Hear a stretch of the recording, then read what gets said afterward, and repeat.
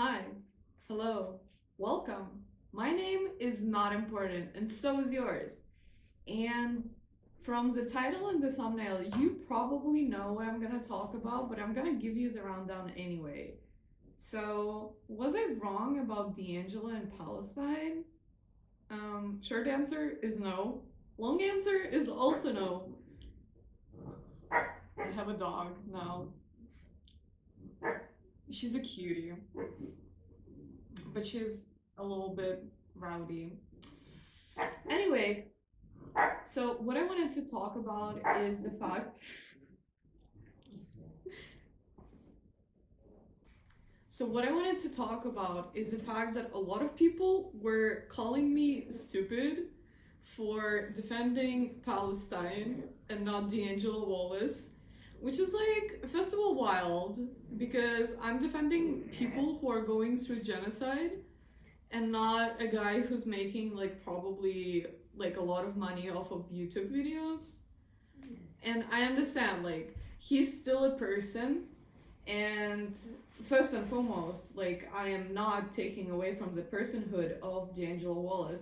In fact, I am amplifying it because once again, he is a human first and entertainer second. And to say that I've been too harsh on D'Angelo might be true, but it's not the whole truth. And I wanted to address a couple of points that were brought up in the comments to that video. First of all, thank you all so much for the comments on that video. I thought a lot of them were really thoughtful and very well thought out, and I was glad to see that there is like more people like me feeling this way. And first and foremost, it was a space for discussion. But if I felt like you were coming in at a like from bad place, like bad face arguments, I was deleting those. So like the comment section is highly moderated, and I will not apologize for that because it's my channel. And if you want to have discussions on this in your own way, get your own channel. Period. But first point I want to address is the fact that people said that Starbucks is not a boycott target. It literally is. It literally one of the biggest boycott targets. Yes, it is an organic boycott target, just like McDonald's, but it's still a boycott target.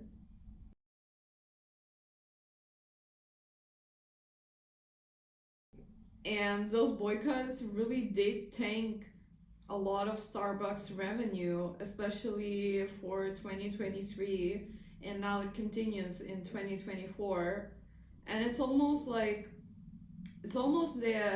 let's call it the anniversary of the 7th October.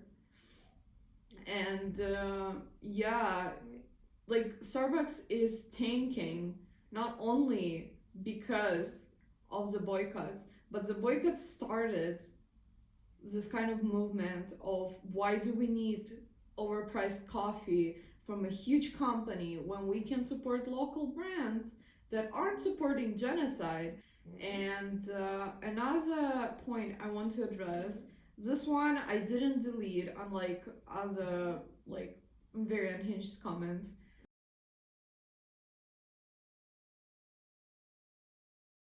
And it's the fact that I said that Palestinians are leaving behind their dignity while asking for help. And it was like very strong wording. I agree fully. English is not my first language. And I apologize for that a lot. I still feel kind of guilty for that. And what I meant is that a lot of them definitely feel like they are leaving their dignity behind. I say that as someone who comes from a country of war myself and had to beg for money to survive. So when I say they're leaving their dignity behind, I'm not talking about everyone, I'm not talking about the general consensus. I'm saying that this is something that these people probably feel because a lot of them are starting the messages for help with I wouldn't do this, but the war made me. They call it the war. I wouldn't do this, but the genocide made me. So you can't really argue that some of them aren't feeling like humiliated by the situation, but this is their only like way to ask for help and to receive help. So yeah, I just wanted to clarify that. And another point that I want to address is that D'Angelo Wallace, right? He's not a politician in no way, shape, or form. But I want to underscore yet again that he's also someone who did a lot of social commentary. Do you remember his COVID-19 video? Do you remember that one? When people were dying all over the globe, he had someone affected by the pandemic, and he spoke up about that. And I get it, like someone you know, someone you love is affected by the pandemic, so you speak up about it.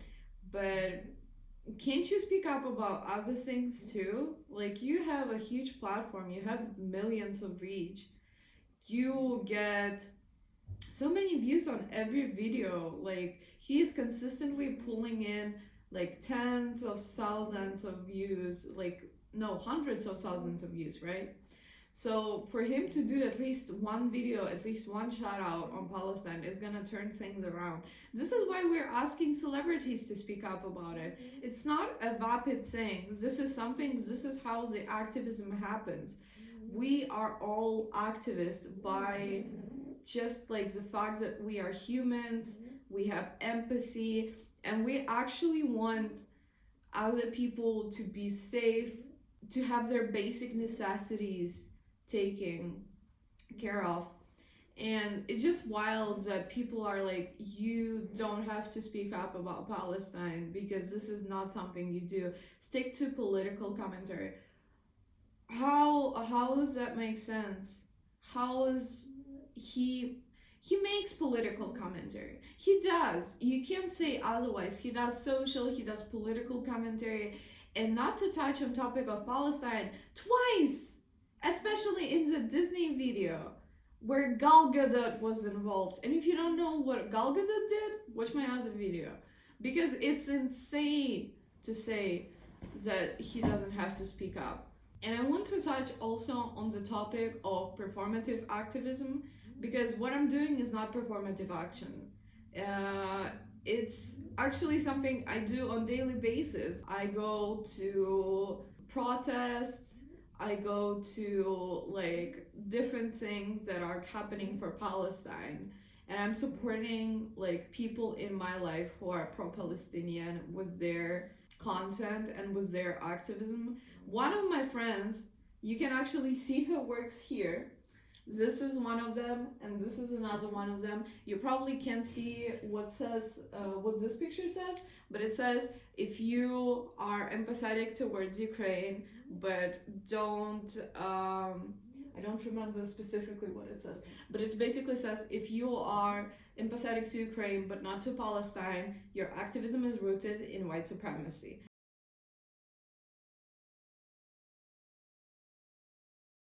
And that goes for everyone. If you're empathetic to only one thing, and only that thing, despite other things happening very similarly, people are dying, right?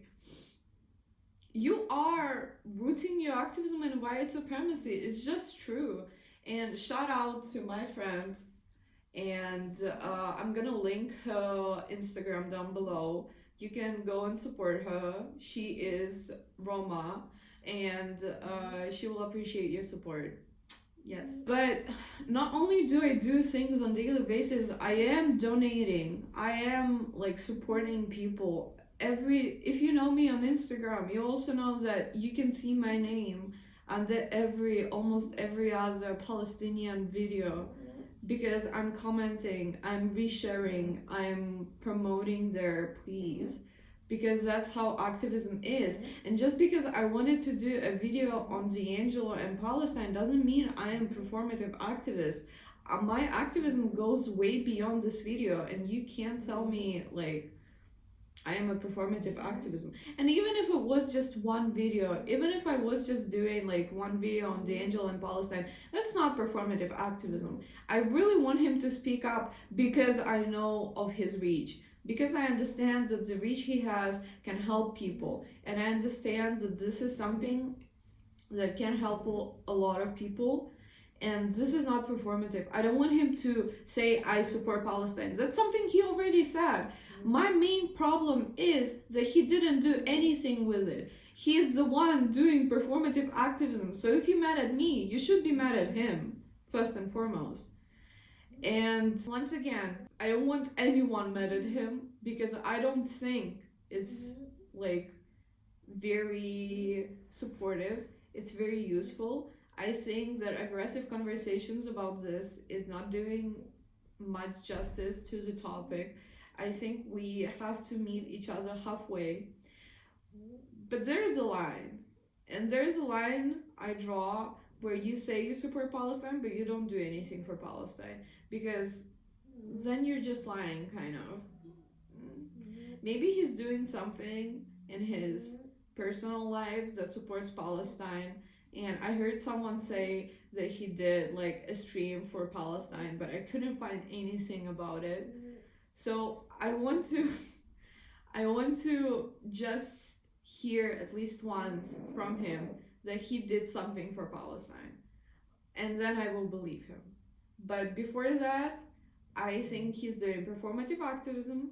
He's not doing anything for the liberation of Palestinian people. And his I support Palestine and I don't support genocide doesn't really mean anything to me until he does something. And on that note, I just want to say that I'm sorry for the clickbaity video, for the clickbaity title specifically, and I hope you can be all respectful in the comments. And I hope you can all have like proper discussions on the topic, because once again, the comments I got were kind of abusive, like calling me stupid and calling me like ugly and shit. Like, first of all, I'm gorgeous, period. Second of all, I'm not stupid, period. And it's just like, you're just gonna get your comment deleted. Like, don't waste your breath. It doesn't matter to me. So, yeah. Anyway, that was the video. It is a short one, and hopefully in the future I can return to my usual content, which is rambling for 30 minutes about autistic shit no one cares about. So until then, I'll see you. Bye bye.